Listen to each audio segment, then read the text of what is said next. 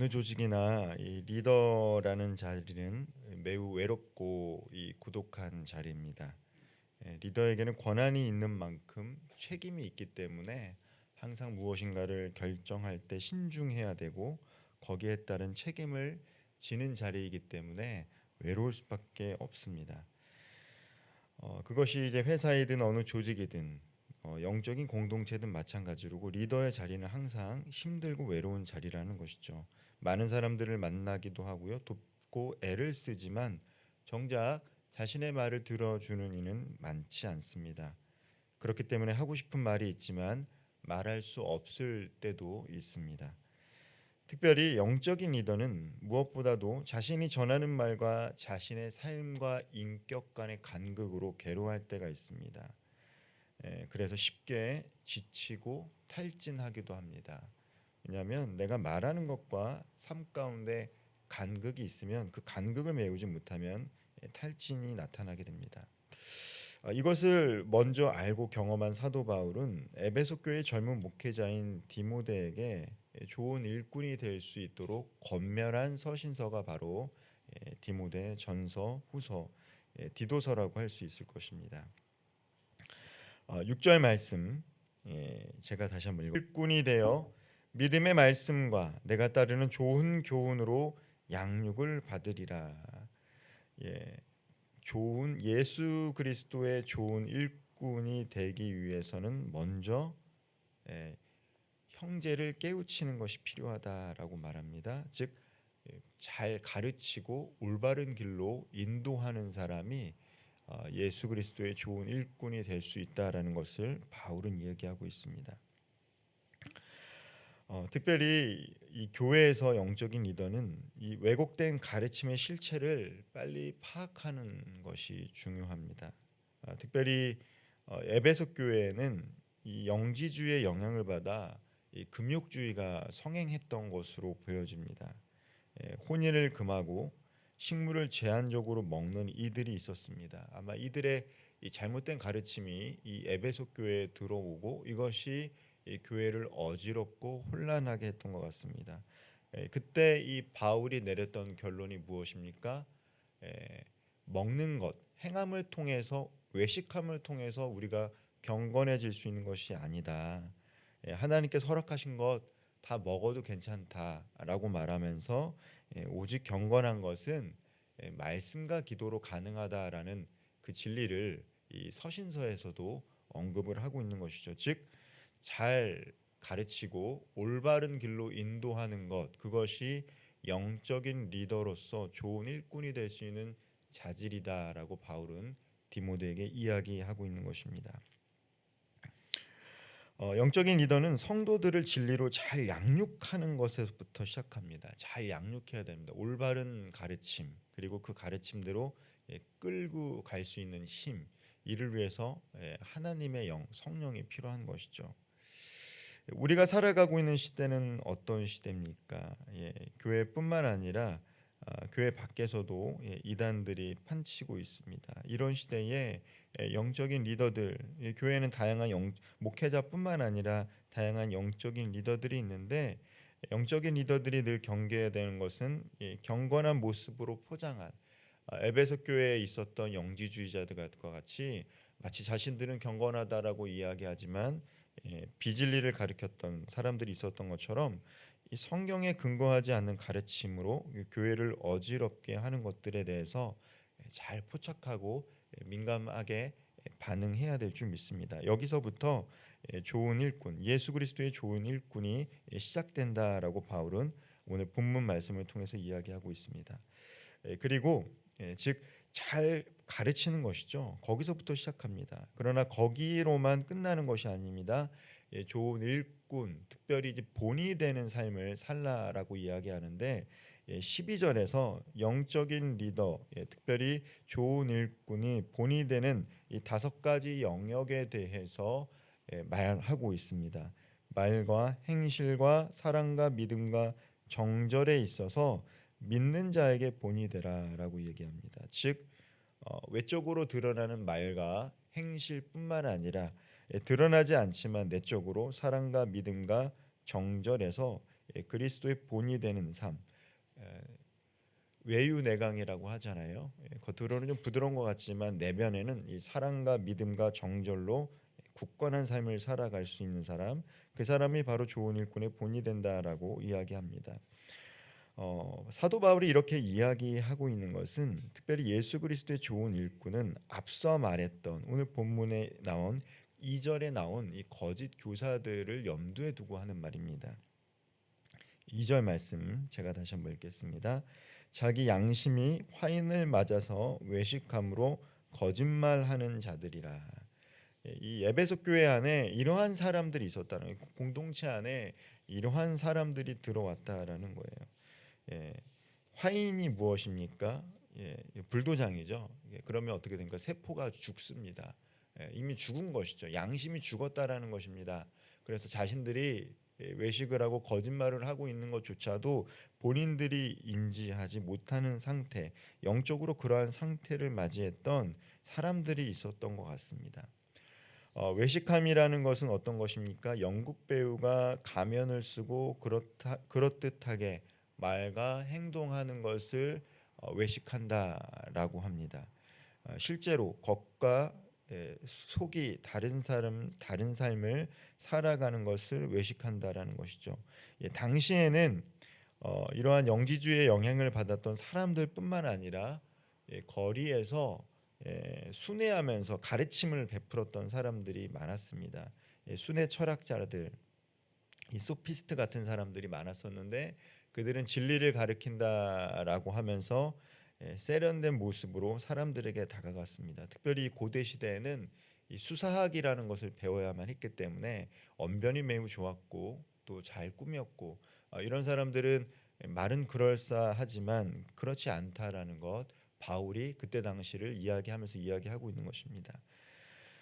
거짓말하는 자들과 반대로 근데 좋은 일꾼들은 어떻습니까? 13절 말씀처럼 읽는 것과 권하는 것과 가르치는 것, 앞서 말했지만 말씀을 잘 읽고 그리고 좋은 것을 가르치고 권하는 것이 좋은 일꾼이라는 것이죠. 그뿐만 아니라 말과 행실과 사랑과 믿음의 가정에 있어서 믿는 사람에게 본이 되도록 부르심을 받은 사람들이 바로 예수 그리스도의 좋은 일꾼이다라는 것입니다.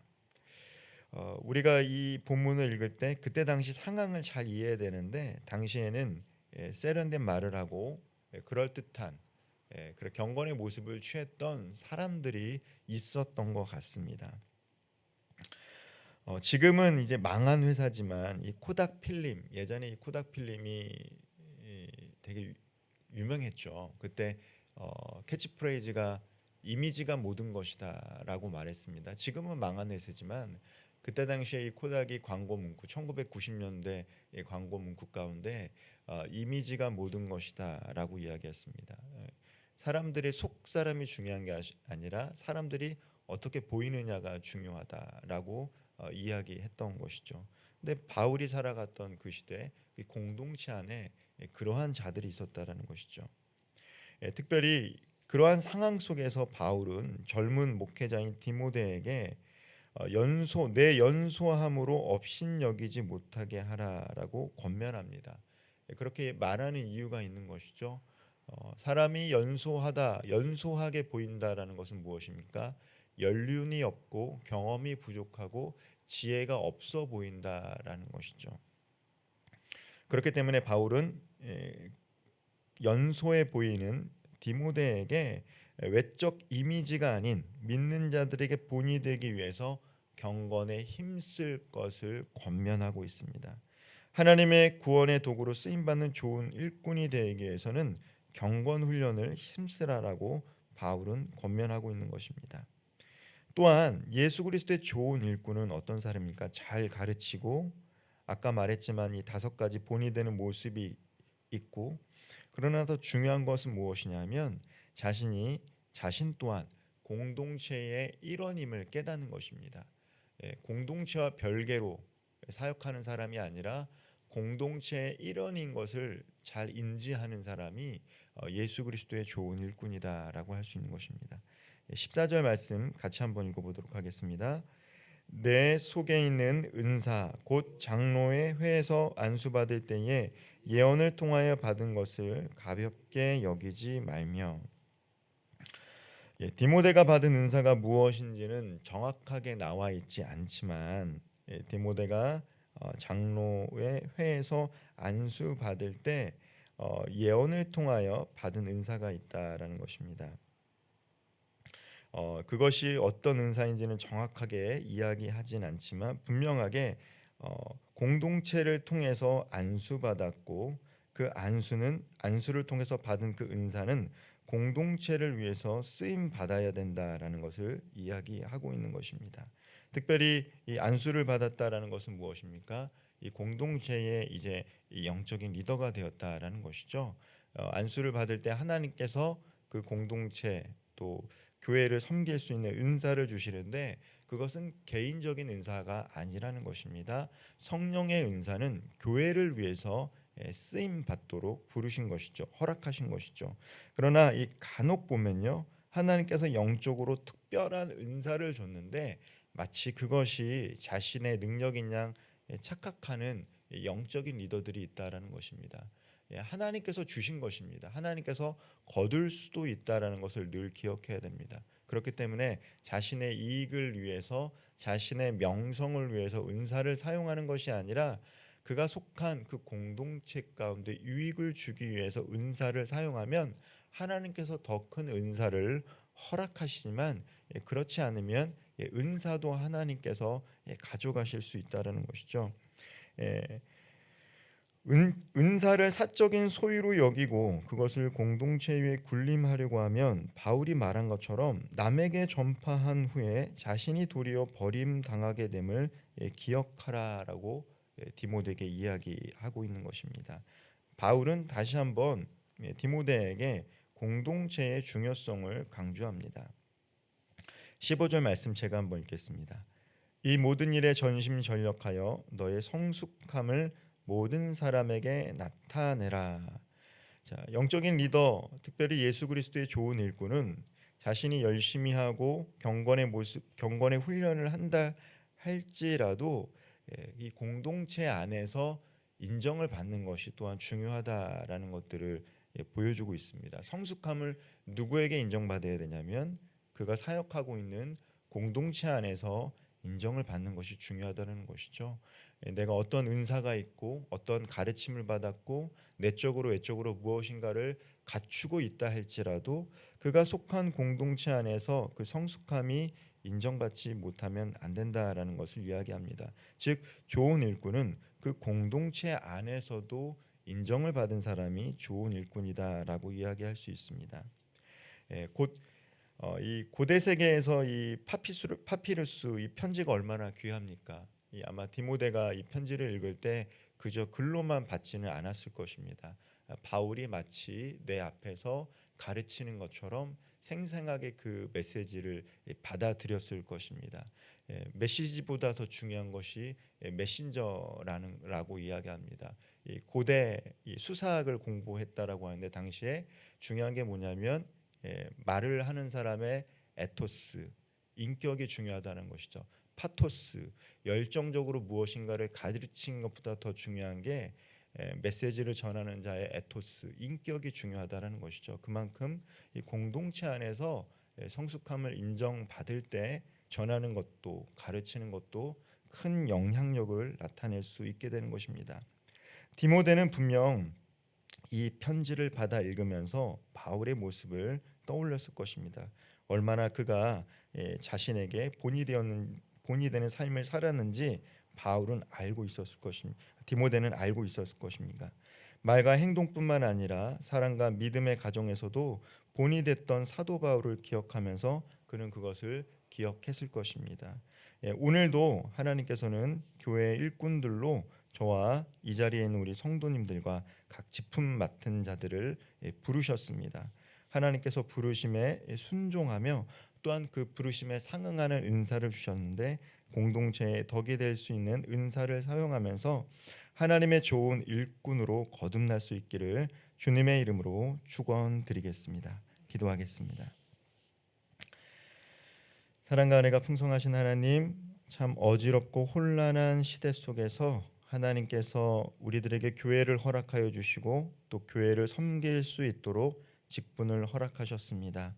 무엇보다도 하나님의 말씀을 귀히 여기고 그 말씀대로 가르침을 받게 하시고 또 그 말씀대로 우리와 함께 하고 있는 성도들을 가르칠 수 있는 지혜와 인격을 허락하여 주시옵소서. 하나님 경건에 훈련하기에 힘쓸 수 있는 모든 성도님들 되게 하여 주옵소서. 뿐만 아니라 공동체 안에서 인정받을 수 있도록 하나님 함께 하심으로 말미암아 유익이 되고 덕이 될 수 있는 모든 성도들 예수 그리스도의 좋은 일꾼이 되어 교회뿐만 아니라 가정과 일터와 삶의 자리에서 예수 그리스도의 복음을 증거하는 복되고 기쁜 삶 살아갈 수 있는 모든 성도님들 되게 하여 주옵소서. 오늘도 주님과 동행하면서 주님께서 우리에게 허락하신 은사를 사용하여 하나님 나라의 확장되는 일에 힘쓸 수 있도록 복의 복으로 인도하여 주옵소서. 예수 그리스도의 이름으로 기도하옵나이다. 아멘.